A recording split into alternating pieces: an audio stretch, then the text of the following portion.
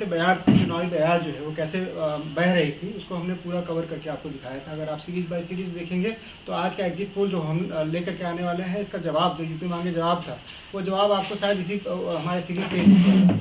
सबसे खास बात क्या है इसमें, आज हम लोग बैठे हुए हैं जहाँ से पहला चरण स्टार्ट हुआ था, उस पश्चिम में बैठे हुए हैं। और हमारा बड़ा सौभाग्य है कि बड़े सीनियर लीडर हैं भाजपा के, अजय शुक्ल जी, वो हमारे साथ बैठे हुए हैं। यूपी हम 5 स्टेट का चुनाव हुआ था, लेकिन सबसे जो महत्वपूर्ण है वो उत्तर प्रदेश है। उत्तर प्रदेश में आप जब देखिएगा तो पश्चिम, उसके बाद जैसे जैसे आप पूरब की तरफ बढ़ते जाएंगे तो भाजपा की मजबूती आपको दिखाई देती जाएगी। पहले चरण की बात हो रही थी तो यहाँ पे क्योंकि रालोद और सपा का गठबंधन था जो बड़ी मजबूती के साथ उसको फाइट देता हुआ आपको दिख रहा था। लेकिन यही फाइट जैसे जैसे पूर्वांचल की तरफ बढ़ती गई है, भाजपा उतनी ही मजबूत होती गई। तो जो हमारा सबसे पहला आकलन है, तो हम सबसे पहले इसमें बता रहे हैं कि ये आकलन अभी आप दूसरे मीडिया चैनल से अभी आप जो आने वाले एग्जिट पोल हैं इसमें नंबर्स पे दिखाई देंगे, लेकिन हमारा स्पष्ट आकलन है कि भाजपा अपनी सरकार बनाती हुई दिख रही है। पहले बड़ी चीज़ जो मैं बता रहा हूँ, भाजपा अपनी सरकार बनाती हुई दिख रही है। टफ फाइट है सपा के साथ। कारण क्या है उसका हम लोग विश्लेषण करेंगे, लेकिन सबसे पहली चीज़ जो मैं आपको बता रहा हूँ कि भाजपा अपनी सरकार बहुमत जो 202 का आंकड़ा है उसको आसानी से कंप्लीट कर रही है। हमवीर, आप चूँकि हमारे साथ ही जुड़े हुए थे और हमने जो है सो काफ़ी अच्छा सफ़र तय किया पूर्वांचल पश्चिम में। कैसे पूरे इलेक्शंस को आपने देखा, आपका नज़रिया क्या है? हम मतलब प्रकाश जी की बात एक तरफ अभी रख लेते हैं कि जो सरकार जो बनने वाली है वो बीजेपी की बनने वाली है, इन्होंने अभी तो बता ही दिया। लेकिन मैं आपसे भी जानकारी चाहूँगा कि आपने पूरा जो एनालिसिस किया ड्यूरिंग द इलेक्शन, वो क्या चीजें आपको विशेष दिखाई दी? इस बार विकास जी मैं बताना चाहूंगा कि पश्चिमी उत्तर प्रदेश में थोड़ी सी भाजपा के लिए परेशानियां बढ़ेंगी, क्योंकि जिस तरीके से जाट वोटर जो था वो भाजपा के साथ इस बार बिल्कुल भी नहीं है। आप भी जानते हैं, देख ही रहे हैं जिस तरीके से रालोद का गठबंधन हुआ है समाजवादी पार्टी के साथ, और बाकी वोट इधर कुछ सीटें कम होंगी, ये आप भी जान रहे हैं। मानते हैं कि भाजपा की सरकार बनेगी, लेकिन फाइट बहुत ज़्यादा रहेगी, इस बार जबरदस्त रहेगी। तो मैं अपने सहयोगी जो हमारे साथ हैं, वरिष्ठ अतिथि हमारे मेहमान हैं हमारे इस प्रोग्राम में आज, तो उनसे चर्चा करेंगे। तो आपका क्या कहना है अजय चोर साहब? मैं एक थोड़ा सा क्वेश्चन और चेंज करूंगा अजय जी के लिए, क्योंकि अजय जी विश्लेषण से ज़्यादा ना मैं आपसे ये चाहूँगा कि पश्चिम में जो बीजेपी का रीजन इन्होंने बताया कि थोड़ा बीजेपी कमज़ोर से दिखाई दे रही थी, और यही आकलन जो है सो प्रकाश जी ने भी दिया। तो ऐसा क्या फैक्टर था जिस वजह से जाट का समीकरण कम हुआ, या फिर कौन से ऐसे फैक्टर्स हैं जिससे कि आपको लग रहा है कि बीजेपी कमज़ोर है या फिर मजबूत है? आपकी क्या इसमें ओपिनियन है? पश्चिमी उत्तर प्रदेश में भाजपा हमेशा ही अग्रणी रही है। अब की बार जो ये किसान आंदोलन चला, इससे थोड़ा सा रुझान जाट वोट का भाजपा से खिसका। कुछ जयंत चौधरी के जातिवादी समीकरण ने भी भाजपा के वोट पर प्रभाव डाला, लेकिन ऐसी कोई बात नहीं है कि जाट वोट पूरी तरह से गठबंधन की तरफ गया है। जाट वोट ने काफ़ी वोट भाजपा के साथ दिया है, और अब की बार तो हमको एक बात और प्लस हुई है, जो बहुजन समाज पार्टी का वोट था जाटव, जिसको हम उसका पक्का वोट मानते थे, उसमें से भी भाजपा ने सेंध लगाई है, क्योंकि योगी जी ने और मोदी जी ने गरीब लोगों के लिए इतना जनहित किया है कि उससे वोटर मजबूर हो गया है भाजपा की तरफ आकर्षित होने के लिए।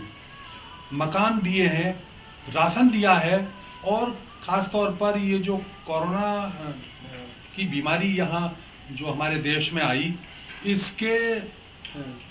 इससे लड़ने के लिए, इससे बचने के लिए, इससे हमें अपने आप को अपनी पावर बढ़ाने के लिए जो बूस्ट किया है भाजपा ने वोटर को, समाज को, उससे भाजपा की तरफ रुझान बढ़ा है। फिर कई ऐसे प्रकरण बीच में आए हैं, जैसे धारा 370 का, राम मंदिर का, इससे आम हिंदू काफ़ी भाजपा की तरफ को मुड़ा है। उनका मानना यह है कि केवल राष्ट्र रक्षा के लिए और जनहित के लिए एक ही पार्टी है, यही पर्सनैलिटी है भाजपा की, जिनमें मोदी जी हैं, अमित शाह जी हैं, राजनाथ सिंह हैं, योगी जी हैं, नितिन गडकरी जी हैं, और इस चुनाव में जेपी नड्डा जी जो हमारे राष्ट्रीय अध्यक्ष हैं, उन्होंने बड़ी अहम भूमिका निभाई है, बहुत मीटिंग की है, बड़े व्यक्तित्व के धनी हैं, पढ़े लिखे व्यक्ति हैं, तो उन्होंने भी काफ़ी प्रयास किया है भाजपा को जिताने के लिए। और योगी जी की और मोदी जी की जितनी बैठक हुई हैं, जो सभा हुई हैं, उनमें जनता के फेस वैल्यू से हमें ये पता लगा कि जनता का रुझान भाजपा की तरफ ज़्यादा है। ये अगर हम सीटों में अगर समझें सर, आकलन 403 सीटें थी यूपी में, कितने आपको लग रहे हैं कि कितने सीट आने चाहिए अगर जनता के रुझान से तो ऐसा लगता है कि 250 प्लस सीट भाजपा ले जाएगी और सरकार बहुमत से ही बनेगी भाजपा की, क्योंकि योगी जी के कारनामा, योगी जी ने जो सुरक्षा प्रदान की है प्रदेश को, बदमाशों को जिस तरह से उत्तर प्रदेश से बाहर किया है या जेल में बंद किया है या भय बैठा दिया है बदमाश के अंदर, उससे महिला वोटर बड़ा प्रभावित है। अगर ऊपर से भी पति के भय से, परिवार के भय से जो महिलाएं कह नहीं पा रही हैं कि हम भाजपा को वोट देंगे, मुस्लिम महिलाओं ने, जाट महिलाओं ने, अन्य महिलाओं ने परिवार की मर्जी के विरुद्ध भी भाजपा को वोट किया है।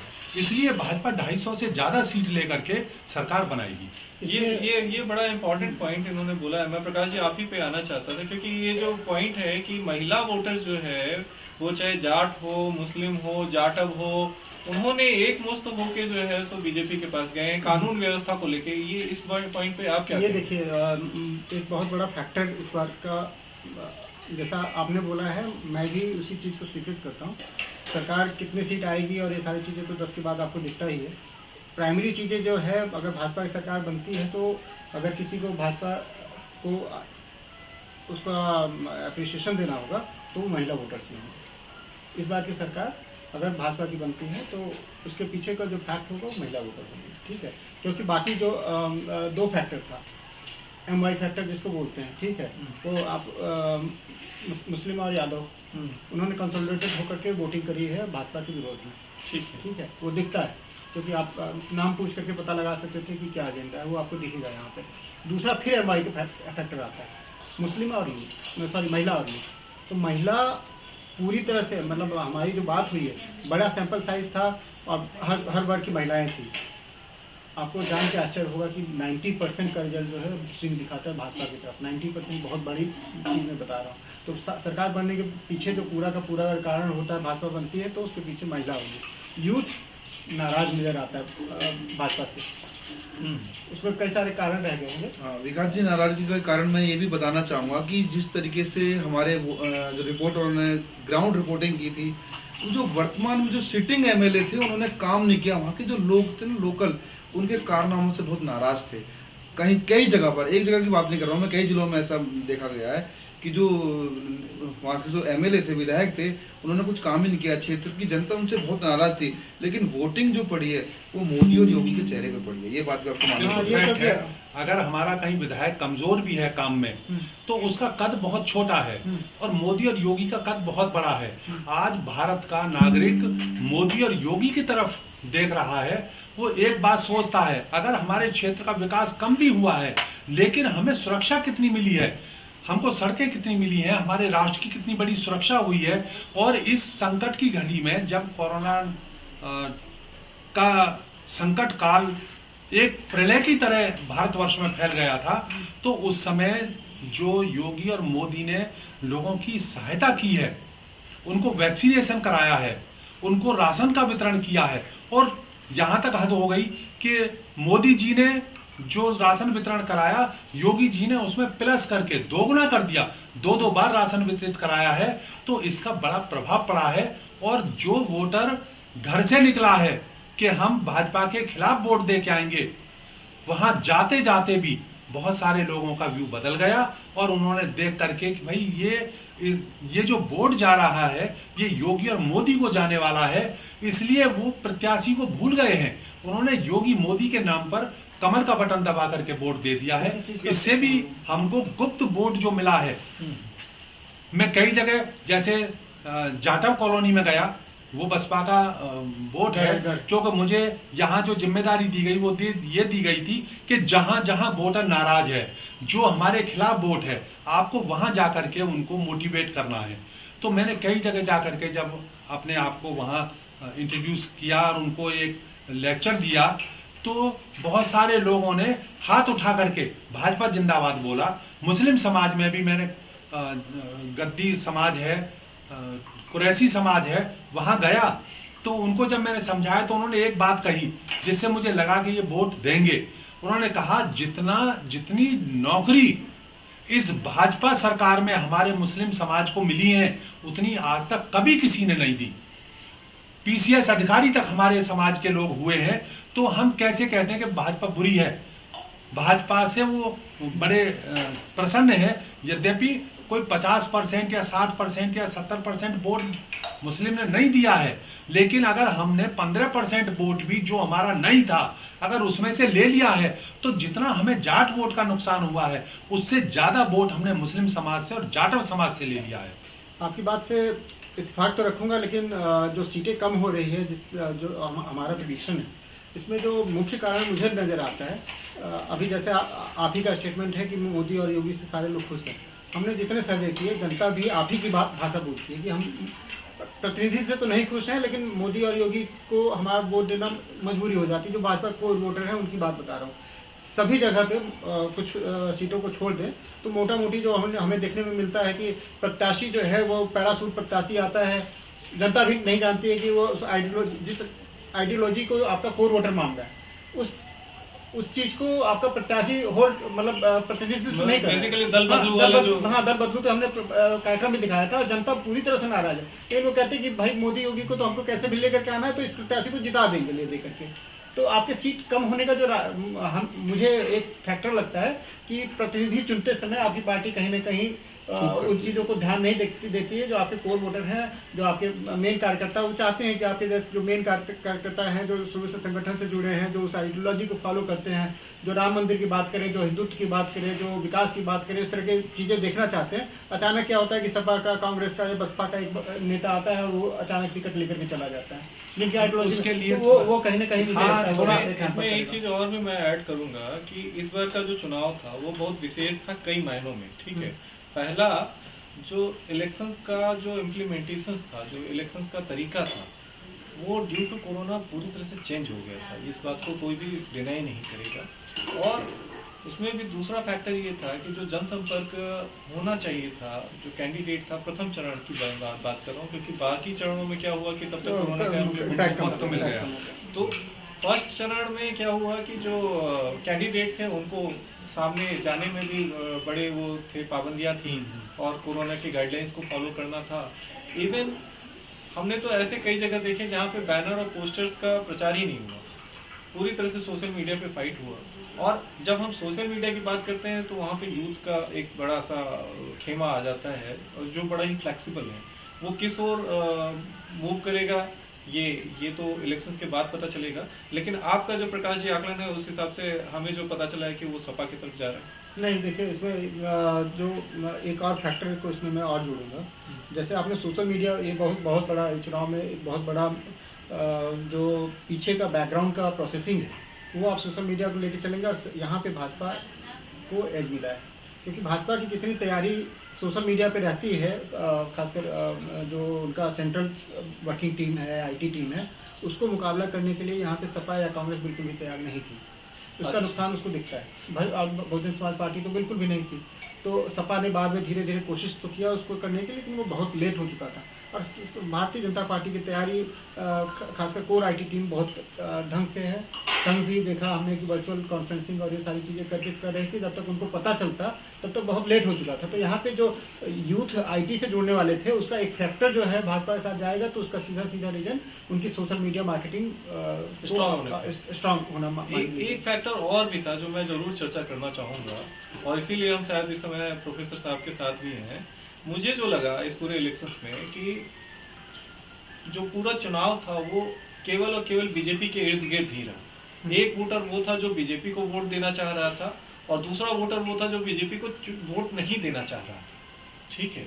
तो ये जो समीकरण है इसको आप कैसे देखेंगे, क्योंकि ये पूरी तरह से पोलराइजेशन हो गया है आज के डेट में। ये नहीं है कि कोई सपा के वोटर कम है, ठीक है, anti BJP voting, anti BJP जो वोटर्स हैं वो उनकी संख्या जो है सो ज्यादा हुई। और अगर सरकार सपा की आती है तो उसमें ये फैक्टर भी बहुत इम्पोर्टेंट होगा। हाँ, क्योंकि देखिए पिछले चुनाव में अगर आप देखेंगे तो कई सीटें ऐसी थी जहाँ पे त्रिकोणीय या चतुष्कोणीय मुकाबले भी हुआ करते थे। तो जो एंटी बीजेपी वोट उस समय भी था, क्योंकि बीजेपी की लहर उस समय कह सकते हैं कि जब 300 प्लस सीट होती है तो उसको लहर ही कहा जाएगा पिछले बार के चुनाव की बात करें तो। और इस बार जो है उस समय भी बीजेपी की लहर थी तो एंटी बीजेपी था, उन वोटों का बिखराव था। तो बीजेपी के सीट कम होने के पीछे जो एक और कारण है वो ये है कि इस बार पोलराइज होकर के लोगों को पता है कि कांग्रेस फाइट में नहीं है, बसपा फाइट में नहीं है, आप फाइट में नहीं है, बाकी कोई फाइट में नहीं है, वो सीधा सीधा सपा होता है।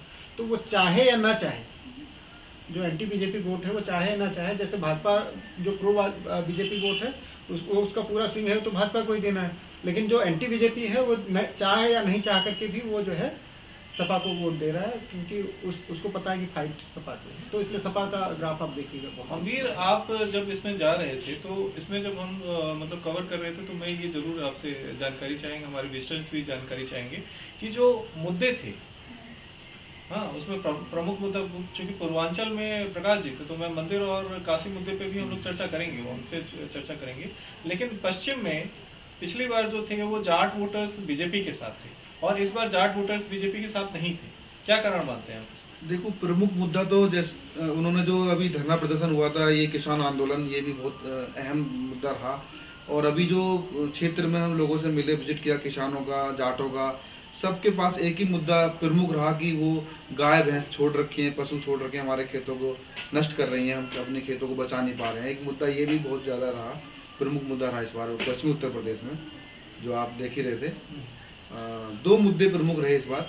ये इसमें मैं मतलब आपसे भी राय लूंगा प्रकाश जी कि जो मुद्दे जो प्रभावी हो रहे थे उसमें ये मंदिर और ये जो काशी कॉरिडोर का मुद्दा था वो प्रभावी नहीं हो पाया। जाट वाले पे मैं और इनके साथ में ऐड कर दूंगा, लेकिन पहले मैं आपसे ही पूछूंगा। बहुत अच्छा क्वेश्चन है, ठीक है, क्योंकि जब हम आज बैठ 80-20 का कैलकुलेशन चल रहा था, 80-20 इसमें हुआ नहीं है। 80-20 यहाँ पे भाजपा की बहुत बड़ी कमी रह गई। वो अपने कोर वोटर को भी ये समझाने में पूरी तरह से नाकाम रहे कि इतने बड़े जो मुद्दे थे इनमें भाजपा, जैसे इन्होंने आज जिक्र किया कि हमने 370 सॉल्व किया या राम मंदिर सॉल्व किया, वो अपने कोर वोटर तक नहीं पहुंचा पाए कि हमने कोई बड़ी चीज़ अचीव की है। वो बाय डिफ़ॉल्ट उनको लगा कि एक चीज़ था जो कि सॉल्व हो गया तो उसका कोई मतलब नहीं है। इवन जब हमने कोर वोटर से बात किया था, कम से कम 10,000 लोगों का सैंपल साइज़ था जिनसे हमने बात करी, और आपको जान के आश्चर्य होगा कि उनमें से शायद 200 या 300 लोग भी ऐसे नहीं थे जो कि राम मंदिर या 370 को मुद्दा भी मानने के लिए तैयार। तो ये बहुत बड़ा रीज़न है। वहाँ पे जो भाजपा के साथ जो जिन्होंने भाजपा को फेवर किया उनके लिए जो मुख्य मुद्दा निकल करके आया वो डेवलपमेंट था कि राशन मिल रहा है, फ्री वैक्सीनेशन हो गया, अच्छी रोड्स बन गई है, इंफ्रास्ट्रक्चर अच्छा डेवलपमेंट हो गया। और सबसे बड़ा जो मुद्दा निकल करके आया है, जो पूर्वांचल की खासकर बात करूँ तो वहाँ पे लॉ एंड ऑर्डर था, जहाँ पे कि लॉ एंड ऑर्डर पे खासकर महिलाएं उसको लेकर के बहुत ही एक्साइटेड थी कि हाँ अब जो है सुरक्षा की भावना मिलती है। और इसीलिए महिला वोटर का स्विंग जो आप देखेंगे भाजपा की तरफ, तो उसके पीछे जो सबसे बड़ा कारण वो लॉ एंड ऑर्डर है। भाजपा का जो मैं फेल्योर देखता हूँ वो ये है कि अपने जो कोर मुद्दे थे जिनसे कि वो अपने वोट बैंक को और बढ़ा सकता था, वो शायद पहुँचाने में नाकाम होती है, जबकि आप राम मंदिर धारा 370 की बात करते हैं। देखिए, इसमें मैं जो जाट वोटर हैं उसमें मैं, चूंकि बीजेपी हमेशा से दावा करती रही कि जाट वोटर्स हमारे साथ हैं, लेकिन जब हम लोग फील्ड में थे तो हमने अच्छा खासा सैंपल साइज लिया और कई गाँवों का सैंपल लिया था। तो हमें जो लगा कि 10% जो जाट वोटर्स हैं वो बीजेपी के साथ हैं, बाकी 90% वोटर्स जो हैं वो रालोद हो गया है। उसमें मेरी कई डायरेक्शंस में बात हुई। देखिए, मुद्दे जो थे वो बहाने वाले थे, ठीक है, कि पशु छूट गए, बेरोजगारी हो गई। बेरोजगारी तो पहले भी थी, ऐसा तो यथावत नहीं हुई कि आज अचानक से प्रकट हो गए। आप कई बार आप इंटरव्यू में भी देखेंगे, आज सोशल मीडिया में बड़ा अच्छा मजाक भी चलना शुरू हो गया है कि भाई किसी को पूछ रहा है कि भाई बेरोजगारी का मुद्दा, तो उसने पत्रकार ने पूछा उससे कि कब से बेरोजगार हो, तो पता चलता है कि वो 15 साल से बेरोजगार ही है।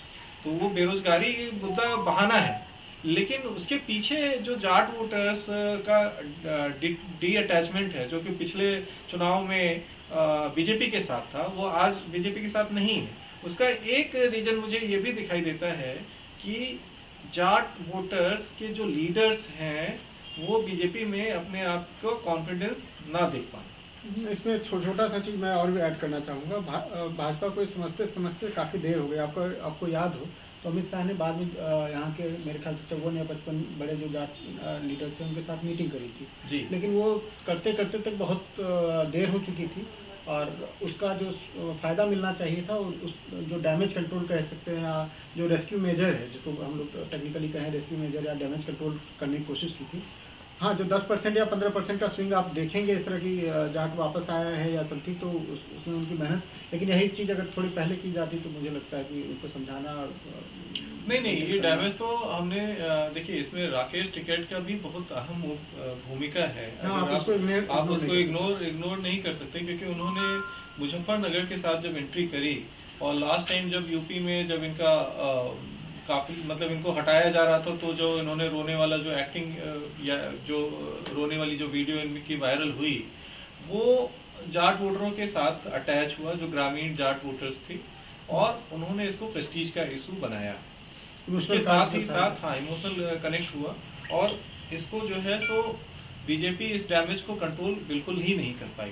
और वही आपको दिखाई देगा जब पश्चिम के जो रिजल्ट्स आएंगे, तो उसमें आपको वो माइनस आपको वहाँ पे फैक्टर्स दिखाई देगा, जो कि बहुत बड़ा डैमेज होगा बीजेपी के लिए। नहीं, जो आम जाट है जी, जो आम वोटर है जाट कम्युनिटी का, वो नरेश टिकैत जी से बहुत खुश नहीं है जी। उनका कहना था चुनाव के दौरान, जैसे हमने मीटिंग की, जाटों में भी मीटिंग की, तो उन्होंने कहा कि इसका तो केवल एक ही एम है, किस तरह से किस पार्टी से उनका इस तरह का कोई सौदा बन जाए कि वो अपना कोई हित साध लें, बस केवल उनका यही है। तो इसलिए हम राकेश टिकैत के साथ नहीं हैं, हम लोग तो केवल उस पार्टी के साथ हैं जो राष्ट्र की रक्षा करती है, क्योंकि हमारा जवान सीमा पर मरता है, राकेश टिकैत का कोई नहीं मरता, हमारे बच्चे मरते हैं जी।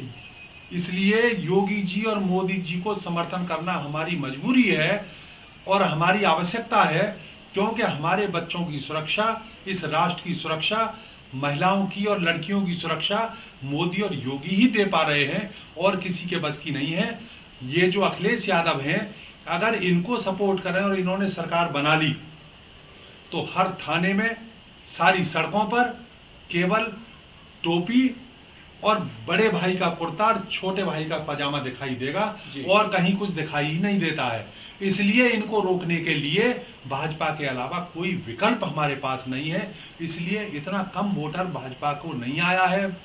वो दिखावे में शुरू में आक्रोश था जाटों में, वो किसान यूनियन की वजह से, जहां किसान बैठे हुए थे इसलिए, लेकिन बाद में धीरे धीरे धीरे धीरे धीरे धीरे उनको ये दिखाई देने लगा कि भाजपा के अलावा कोई विकल्प नहीं है, इसलिए वोट दिया। मेरा क्वेश्चन इसमें ये और रहेगा कि आप कुछ कह रहे थे। हाँ, आप पहले complete देखिए आप भाजपा के बड़े सीनियर लीडर हैं और इसको लेकर क्या है, मेरा जो एक बड़ा कंसर्न भाजपा के साथ आता है कि देखिए अब गिरावट होती है, आप तो कहेंगे कि 300 आएगा, आपके राष्ट्रीय अध्यक्ष बोल रहे 300 प्लस से, तो भाजपा के लीडर होने के नाते आप एक आंकड़े लेकर के आ रहे हैं। हमारा काम होता है सर्वे के बेसिस पे जो फैक्ट्स होते हैं उनको रखने के। तो जो मुझे एक बहुत बड़ा रीजन, इसको मैंने पिछले बार भी बोला था कि जो दल बदल है या जो दूसरे पार्टियों के प्रत्याशी, भाजपा को पहले साफ सुथरी छवि के लोग देखते थे, अब इसके जो कोर वोटर माने जाते थे, जो बौद्धिक वर्ग है उसको, उसमें इनके भाजपा की, आपकी पार्टी की बड़ी पैठ हुआ करती थी पहले के समय में। आज के डेट में ये कुछ लोगों का निष्कर्ष है, हमने बहुत सारे लोगों से बात किया, वो कहते हैं कि जो इनके कोर कार्यकर्ता थे, जिन्होंने बैठ करके संघ के साथ काम किया, जिसने भाजपा के साथ काम किया था, आज वो टिकट मांग रहा है तो उसको तो टिकट नहीं मिलता है। जो बाहर से आए हुए प्रत्याशी है, चमक के साथ आते हैं, उनको मिल जाता है। तो एक दर्द तो आपके कोर मतदाता को तो है ही है, दर्द है, लेकिन उसमें एक भाजपा की मजबूरी है, जब सामने कोई बड़ा गुंडा चुनाव लड़ने के लिए खड़ा हो गया है गठबंधन से, तो उसकी रोक के लिए हमें मजबूत आदमी जरूर सामने उतारना पड़ेगा। एक शरीफ या केवल ईमानदार कार्यकर्ता चुनाव लड़ने के लिए तैयार तो है, लेकिन वो उसके सामने कैसे फाइट करेगा, उसके गुंडों से कैसे लड़ेगा। कम से कम हम भाजपा गुंडा नहीं उतार सकती तो भाजपा एक मजबूत आदमी तो उतार सकती है, जिसके पास बाहुबल भी हो और जिसके पास थोड़ा धनबल भी हो, तभी हम लोग जीत सकते हैं। तो भाजपा जानबूझ के ऐसा नहीं कर रही है कि अपने कार्यकर्ता को डिमोरलाइज कर रही हो या कार्यकर्ता की अनदेखी करके बाहर के लोगों को इनवाइट कर रही है पार्टी ज्वाइन करने के लिए, उन्हें चुनाव लड़ने के लिए। ये भाजपा की ऐसी कोई मजबूरी नहीं है। मैं एक छोटा सा, मैं मतलब इस मुद्दे को एक निष्कर्ष तक लेके जाते हैं। मैं आपको बड़ा एग्जाम्पल देता हूँ स्वामी प्रसाद मौर्य का। जी, ठीक है। हाँ। बसपा में थे 5 साल, उन्होंने वहाँ पे ये जनता की आवाज़ है जो हम मतलब अपने चैनल के माध्यम से आपसे पूछते हैं, भाजपा के आप नेता हैं इसलिए। स्वामी प्रसाद मौर्य मैं नाम लेकर के एग्जाम्पल आपको देता हूँ। ठीक है, बसपा में थे, एकदम आए 5 साल उन्होंने आपके यहाँ आए, मंत्री भी बने, चुनाव भी जीता, भाजपा के बैनर पे मंत्री भी बने, और आखिरी समय पे भाजपा को गाली दे करके फिर से दूसरे पार्टी पे वो लेकर के आ रहे हैं। अब वो जो कार्यकर्ता, वो जो आपके जो कार्यकर्ता हैं, वो तो ये बोलते हैं कि भाई आप तो उसी को मंत्री बनाते हैं, उसी को लेकर के आते हैं, फिर वो आपको गाली देकर के चले जाते हैं। तो इसको कैसे देखते हैं? ये जनता में बड़ा नेगेटिव संदेश। हाँ, जनता पे नेगेटिव संदेश तो जाता है, लेकिन हमें पूर्वांचल को और उधर के इलाके को सबको अपने नियंत्रण में लेने के लिए केशव प्रसाद मौर्य के साथ इनको भी लेना बहुत जरूरी था, जिससे हम लोग उस मध्यवर्ती इलाके में जहाँ यादवों की गुंडई चलती है या अखिलेश जी का समर्थन ज़्यादा है, तो हमें भी कोई ऐसी ओबीसी क्लास की सपोर्ट आवश्यक है कि जो हमें यादवों के बराबर में लाकर के खड़ी कर दे। इसीलिए मौर्य, दोनों मौर्यों को, केशव प्रसाद मौर्य को और उनको स्वामी प्रसाद मौर्य जी को, इसीलिए लाकर के एक प्लेटफॉर्म पर खड़ा किया गया कि 1 और 1 11 होकर के भाजपा को बड़ा समर्थन ले सकते हैं। जी, इसमें मैं एक चीज़ अप्रिशिएट करूंगा, जो मुझे लग रहा था कि बहुत बड़ा डैमेज होगा। कोरोना का पीरियड था, बहुत गंभीर समय था, लेकिन बीजेपी का जो कार्यकाल रहा और इस पूरे चुनाव में ये मुद्दा प्रभावी भी नहीं रहा, जो कि अगर इतना खतरनाक पीरियड जिसमें कि ट्रंप चले गए और भी आप देखिए इजराइल में गवर्नमेंट चली गई, ठीक है, ये यूपी में बहुत बड़ा फैक्टर हो सकता था। जबकि आप देखिए गंगा के किनारे की लाशें दिखाई गई, बहुत सारी चीज़ें हुई, लेकिन इस फैक्टर को नलीफाई कर दिया इस गवर्नमेंट ने। बहुत बड़ा यहाँ पे, जहाँ पे अभी हम फिर से उसी पे आते हैं, जहाँ राम मंदिर का मुद्दा गौड़ होता है, ठीक है, जहाँ पे 370 गौड़ हो जाता है, लेकिन वहाँ पे जो भाजपा की अगर सरकार बनेगी तो ये मुद्दा, क्योंकि एक एंटी इनकम्बेंसी उस समय जबकि ग्रोथ आपकी नहीं हो रही है, सारा काम धाम ठप हो गया था 2 साल, तो उसमें इतना बड़ा स्टेट जहाँ पे कि अराजकता नहीं हुई, जहाँ पे कि लोगों के पास खाने की समस्या नहीं हुई, इसको लोगों ने बड़ा अप्रिशिएट किया कि 2 साल का जो मैनेजमेंट रहा, खासकर योगी सरकार का जो मैनेजमेंट रहा है, इसका जनता में बड़ा अच्छा अप्रिशिएशन आया हुआ है।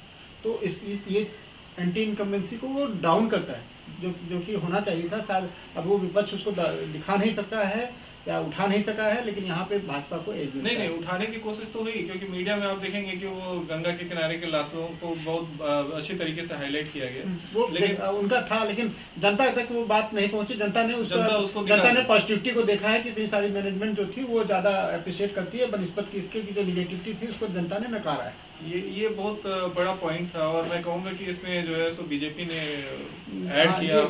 बीजेपी के साथ जो मैंने बताया कि 2 साल, क्योंकि 2 साल में सारे व्यापार ठप थे, लेकिन व्यापारियों से जब हमने बात किया, उसको दर्द तो है कि हमारा व्यापार ठप है, सहूलियत नहीं है, इनकम कम हो गया है, लेकिन उसने इसके बावजूद भाजपा का समर्थन इसलिए किया कि नहीं, सरकार जो है अपने लेवल पे जो एफर्ट्स थे वो कहीं ना कहीं जनता के हित में थे। हाँ, व्यापारी वर्ग आज सुरक्षित महसूस कर रहा है अपने आप। उन्होंने कहा कि उसे लगा है कि चाहे हमारी आमदनी कम हुई है, लेकिन हमारी जीवन सुरक्षित है, हमारा व्यापार सुरक्षित है।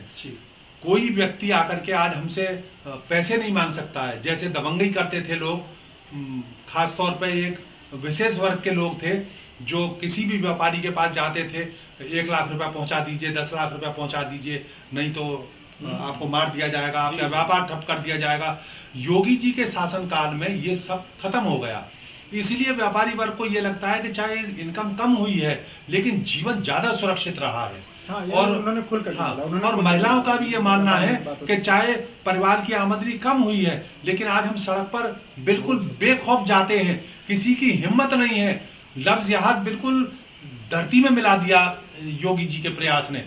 तो ये सब प्रयास जो सरकार ने किया है, सड़कों का निर्माण कराया है, यूथ को उन्होंने दिशा दी है, व्यापारियों को इतने संकट काल में भी सपोर्ट किया है, गरीब आदमी को सपोर्ट किया है, कितने लाखों की संख्या में मकान यूपी में बनवाए हैं इस कोरोना काल में। चाहे काम कम हुआ था लेकिन मकान इतने बने हैं, लोगों को लग रहा है कि भाई हमको बहुत सपोर्ट मिला है, 2-2 बार राशन मिला है। जिन लोगों को राशन के लिए अथक प्रयास करना पड़ता था, घर कैसे चलेगा, भोजन कहां से आएगा, आज इस स्थिति में है राशन जिनको मिलता है कि वो राशन बजाय अपनी पूर्ति करने के वो बेचने के लिए भी तैयार है। उन्होंने इतना राशन इकट्ठा कर लिया है कि जाके मार्केट में बेच और आते हैं। तो वो कमाने की क्या जरूरत है, इतना राशन दे दिया योगी जी ने और मोदी जी ने कि वो ये सोचते हैं कि चलो इस कोरोना काल में हमको चाहे रोजगार नहीं मिला है, मजदूरी नहीं मिली है, लेकिन राशन इतना मिला है घर चलाने के लिए कि हम एक दिन भूखे नहीं रहे। हमारे बच्चे पहले से भी ज्यादा अच्छा खाना खाया है उन्होंने और बहुत ज्यादा सुरक्षित हैं। ये तो इसलिए भी वोट दिया। हम और आप जब कवर कर रहे थे तो ये मुद्दा जो हम जाटवों पे और मुस्लिमों पे लेके गए थे, क्योंकि सबसे ज्यादा यूनिट कंज्यूम करने वाले जाटव और मुस्लिम ही थे, उनका परिवार का साइज बड़ा था। तो एक अगर राशन कार्ड है वहाँ पे इतने यूनिट्स थे, उसमें कितना प्रभावी आपको दिखाई दिया कि क्या वो जो वोटर्स थे जाटव और जो मुस्लिम वोटर्स थे, क्या ये स्कीम तो मिली उनको, दे हैव एक्सेप्टेड, लेकिन उस पर प्रभावी कितना था? नहीं, वो इस बात को लेकर बहुत खुश नहीं थे, क्योंकि उनको साफ साफ कहना था कि महंगाई इतनी ज़्यादा बढ़ चुकी है, हम सरसों का तेल नहीं खरीद सकते, उस चावल का क्या करेंगे, उसका क्या करेंगे, जब हम सब्जी नहीं बना सकते। पहले आम आदमी, गरीब आदमी कटोरी में जाके दुकान से तेल ले लिया करता था सरसों का, आज वो घी तो क्या खाएगा, कम से कम सरसों के तेल को ही वो अपने बच्चों के साथ खाना वाना बना लिया करता था। ये बात भी उन्होंने साफ साफ कई जगह बोली, कई लोगों ने बोली कि महंगाई इतनी ज़्यादा हो चुकी है कि हम सरसों का तेल भी नहीं खरीद सकते। ये मुद्दा आपकी तरफ कैसा रहा कि ये जो जाटव और मुस्लिम पे मैं बड़ा अच्छा आपको इसी एग्जाम्पल दूंगा। हमने इसको ये जो राशन वाला मुद्दा है उसको कवर करने के लिए हमको सबसे अच्छी जगह लगी वो राशन की दुकान पे मैं देखा था। हमने राशन की लाइन लगती है, जो उन वोटरों से हमने बात करी, नाम भी हमने पूछा और जो हमारा एक्सपेक्टेशन था वो नाम के साथ ही अगर हमको पता चल जा रहा था कि उनके जवाब कैसे रहेंगे। अब बड़ी इंटरेस्टिंग बात आपको ये लगेगी कि उसमें किसी ने बोला कि मिर्चा जो है वो 40 रुपये पाव हो गया, ठीक है, 40 रुपये पाव मिर्चा हो गया। और जब लाइन में तो राशन के लगा हुआ, बट उसने कहा कि हाँ मिर्चा 40 रुपये पाव है और नौकरी नहीं मिली। तो ये मुद्दे राशन की दुकान तक जो विपक्ष का मुद्दा था वो राशन की लाइन पे भी नहीं टूटा है, ठीक है। जो भाजपा की सीटों में हमको कमी लगती है वो सीधा रीजन है कि वो जो लाभार्थी है जो उसको लिए लाइन पे लगा हुआ था वो भी लाभ तो ले रहा है, लेकिन उस मुद्दे से वो भटका नहीं है, विपक्ष के साथ इंटैक्ट है कि नहीं हमने भाजपा को तो हरा ही देना। नहीं, मुख्य रूप से वो जो लाभार्थी है वो बसपा पार्टी का वोटर है मुख्य रूप से। उसमें 10% 15% लोग हैं जरूर जो भाजपा को समर्थन देने वाले हैं, लेकिन अधिकांश लोग ये जो लाभ मिला है उन्हीं लोगों को मिला है जो बसपा समर्थित है। जी, मैं इसमें एग्री करता हूँ, क्योंकि क्या है कि जब हम जाटवों से और मुस्लिमों से जब मुलाकात कर रहे थे तो हमने सैंपल लिया, अच्छा सैंपल लिया था, और उस सैंपल में मज़ेदार बात ये होती थी कि लोग ये एक्सेप्ट तो करते थे कि हाँ हमें मिला है, लेकिन उसका जो अप्रिसिएशन गवर्नमेंट को मिलना चाहिए था वो गवर्नमेंट को बिल्कुल नहीं देते थे। क्योंकि मैंने आपको पहले ही बताया कि जो इलेक्शन हुआ है वो केवल बीजेपी पे ही हुआ है कि बीजेपी को जिताना है और बीजेपी को गिराना है। आपके उसमें थोड़ा सा इसको हम और वो करते हैं। देखिए, जैसा इलेक्शन बीजेपी और सपा में केंद्रित हो गई थी, हमारे हो गया, इसमें दो बड़ी पार्टियां हम लोग भूल रहे हैं, वो बसपा और कांग्रेस को। प्रियंका गांधी की लड़की हूँ लड़ सकती हूँ की बात हम लोग अभी तक नहीं कर रहे हैं, तो उस पर एक बड़ी नहीं, मैं तो बात ही यही कर रहा हूँ कि केवल बीजेपी में ही इलेक्शन हुआ है, क्योंकि बीजेपी है, एक नॉन बीजेपी। तो वही नॉन बीजेपी में जो पोर्शन था जो कि सपा और ये बसपा और कांग्रेस होल्ड करती थी, उस पे मैं आपके एक अपना अनुभव भी शेयर कर रहा हूँ और टिप्पणी भी आपसे लेना चाहूँगा। इतने लोगों से बातचीत होते हुए, ठीक है, इतने सारे लोगों से हमने बातचीत किया, उसमें से जो भी एंटी बीजेपी था हमने उनसे खुल के पूछा कि पार्टी कौन सी, तो उसने कहा, मैं पूर्वांचल की बात कर रहा हूँ, ठीक है, उसने कहा सपा, अखिलेश यादव, ठीक है, किसी ने भी कांग्रेस का नाम तक नहीं लिया, किसी ने बसपा का नाम तक नहीं लिया, ठीक है, बसपा का तो 2-4 लोगों ने नाम भी ले लिया, कांग्रेस का तो नाम लेवा नहीं था, जबकि प्रियंका गांधी खुद कैंपेन होल्ड कर रही थी, अग्रेसिव होकर कर रही थी, लड़की लड़ सकती हूँ, उनका कैंपेन जो है लोगों के जबान पर भी चढ़ा, लेकिन जब वोट देने की बारी आई तो सबने उनको नकार दिया। इसके मैं एक टिप्पणी आपको करना चाह रहा हूँ, आपको ये बोलना चाह रहे थे पश्चिमी उत्तर प्रदेश में भी यही सेम था कि कांग्रेस कहीं दूर दूर तक नजर नहीं आ रही थी, कहीं जहाँ जहाँ हमने सर्वे किया था वहाँ कांग्रेस का वहाँ पर भी नाम नहीं था जी। और मैं अब इनके बात का आंसर जरूर दूंगा। देखिए समस्या क्या है, समस्या ये नहीं है कि हम कांग्रेस के कोर वोटर हैं। आपने जैसे कहा कि लोगों के मुंह पे चढ़ा कि लड़की हूँ लड़ सकती हूँ, ठीक है, लोगों के पास ये भी ऑप्शन था कि हम ये भी है, लेकिन ओवैसी भी एक फैक्टर था, जबकि लोग ओवैसी को भी प्रेफर कर रहे थे, लोग आम आदमी पार्टी को भी प्रेफर कर रहे थे, लेकिन वोट वो सपा को दे रहे थे। वो क्यों दे रहे थे? क्योंकि वो सपा को इसलिए समझ के दे रहे थे क्योंकि उनको लग रहा था कि अगर सपा को जाएगी तो सपा का गवर्नमेंट हो सकता है, तो एंटी बीजेपी गवर्नमेंट आ सकती है। अगर उनको ये दिखाई दे जाता कि अगर आपकी गवर्नमेंट बन रही है या कांग्रेस की गवर्नमेंट बन रही है तो वो वोट कांग्रेस को चला जाता। मेरा कैसा, मैं जो क्वेश्चन पूछ रहा था या जो आपकी टिप्पणी ले रहा था, यही निष्कर्ष मैं बताना चाह रहा था कि विपक्ष में बसपा, कांग्रेस और आप अपनी आइडेंटिटी को भी खो चुकी हो। जहाँ जब तक ये बहुत बड़ा हार है, अगर जीत भी जाते तो भी हार है। हाँ, जीतने का तो मुझे नहीं लगता कि कोई भी राही का आंकड़ा भी पास कर पाएगा, खासकर। देखिए मैं तो स्टैटिस्टिक्स का स्टूडेंट हूँ, आप भी स्टैटिस्टिक्स के स्टूडेंट हैं, आपने एमएससी किया हुआ है। +-5% का वेरिएशन तो टॉलरेंस लिमिट सभी लोगों को पता है।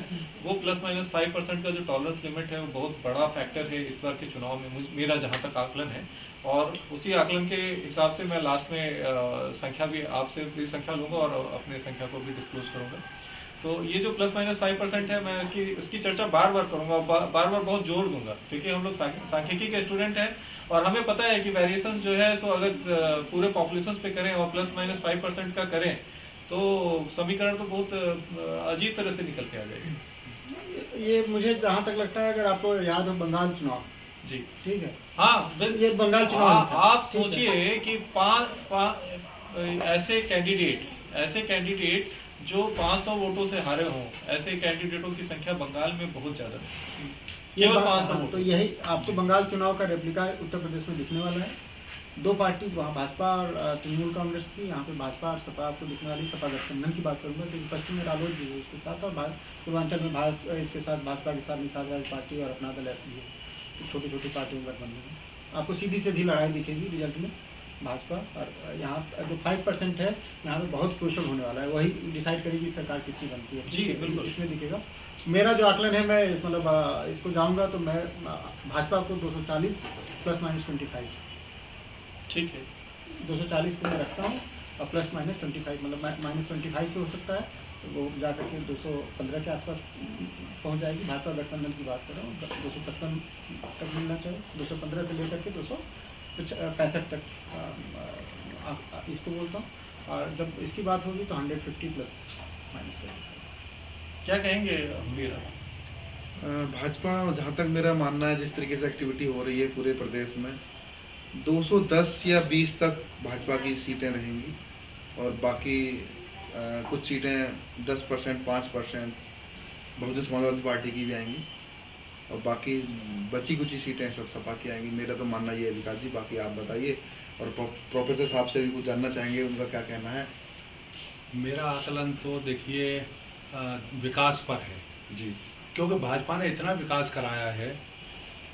अगर 300+ सीट नहीं जाती है तो मैं ये बात से तो सहमत हूँ कि 300+ नहीं जाएगी, लेकिन मेरा जहाँ तक आकलन है, भाजपा 250 से 260 सीट ले जाएगी, इससे कम नहीं जाएगी। ठीक है, इसमें जब मेरा मतलब, चूंकि मैंने पश्चिम से शुरुआत किया था, तो पश्चिम में हम लोगों का जो आकलन चल रहा था, अगर उस पूरे पॉपुलेशन बेस को देखा जाए तो आई गेस कि 210 से 225 के बीच में, 210 से इसको, बल्कि मैं थोड़ा सा पॉपुलेशन साइज को मैं बढ़ाऊंगा और इधर पीछे में माइनस करूंगा, ठीक है, 210 मैं बोल रहा हूँ लेकिन ये फिगर मैं फिर बता रहा हूँ कि ±5% है। अगर ये 210 में -5% हुआ तो ये 175 भी जा सकता है, और जब 175 जाएगा तो सपा एक पॉजिटिव सिग्निफिकेंस में जा सकती है। ये मतलब ±5% आप सीटों पे ±5% नहीं कर सकते, क्योंकि ये पॉपुलेशन का साइज हम लोग जैसे लेते हैं और जिस एरियाज में होता है, काफ़ी स्टार्टा को डिफाइन किया जाता है। आपने भी स्टार्ट से किया है तो आप अच्छे तरीके से जानते हैं कि हम सैंपल को कैसे कलेक्ट करते हैं। और बहुत ही क्रूशियल है ये, मतलब जैसा आपने कहा कि बंगाल का इलेक्शन था, उसका रेप्लिका पॉजिटिव नेगेटिव दोनों तरह से हो सकता है कि बीजेपी की सरकार बन सकती है और एंटी बीजेपी की सरकार भी बन सकती है, ठीक है। और अभी जो मेरा आकलन है वो 210 से 200-250 के आसपास का सीट जो है, सो मुझे दिखाई देता है कि बीजेपी फॉर्म करेगी। और यही आकलन जो अगर आप सपा में देखेंगे तो 100 से 150 की सीट है। लेकिन मैं फिर से आपको बता रहा हूँ कि ±5% बहुत वेरिएशन है। 175 के आसपास भी बीजेपी जा सकती है। अगर -5% हुआ, +5% हुआ तो वो 275-300 के आसपास भी पहुंच सकती है। हाँ, कोई मतलब क्योंकि देखिए जीत का आकलन जो होगा ना वो बहुत माइन्यूट होगा, बहुत टफ रिजल्ट होंगे वो आश्चर्यजनक हो सकते हैं। आश्चर्यजनक होने में भी कोई वो नहीं है, क्योंकि जिस तरह से बंगाल के रिजल्ट अनएक्सपेक्टेड थे, उसी तरह उत्तर प्रदेश से भी आपको अनएक्सपेक्टेड मिल सकता है। पार्टी इतनी बड़ी स्विंग के साथ जीत जाए, वो भी रिजल्ट आ सकता है कि 5% वेरिएशन। उत्तर प्रदेश बहुत बड़ा स्टेट है, यहाँ पे 5% जो साइज होती है वो बहुत बड़ा होता है। खासकर जब लड़ाई द्विपक्षीय हो तो कहानी बदलती हुई नजर आएगी आपको। और एक जो हमारा अनुमान है, जो मैंने अपने हिसाब से जो हमारे सैंपल्स थे जिस पर हमने वर्कआउट किया, इसमें महिलाओं का फैक्टर मैं बहुत बता रहा हूँ। अगर महिलाएं जिस तरह से हमारे सैंपल में दिख रही थी, जो स्विंग दिख रहा था, जो लहर दिख रही थी भाजपा के पक्ष में, अगर वो होती है तो मेरा आकलन फिर से वही है कि 240 ±20। ठीक है। तो ये था आज का हमारा खास प्रोग्राम यूपी का एग्जिट पोल, और आपने देखा हमने चर्चा की इस विषय में। फिर आएंगे किसी खास मुद्दे को लेकर के। हमारा खास प्रोग्राम देखना न भूलें। जन मीडिया टीवी दिल्ली। बहुत बहुत धन्यवाद आप सभी लोगों का। बहुत बहुत धन्यवाद।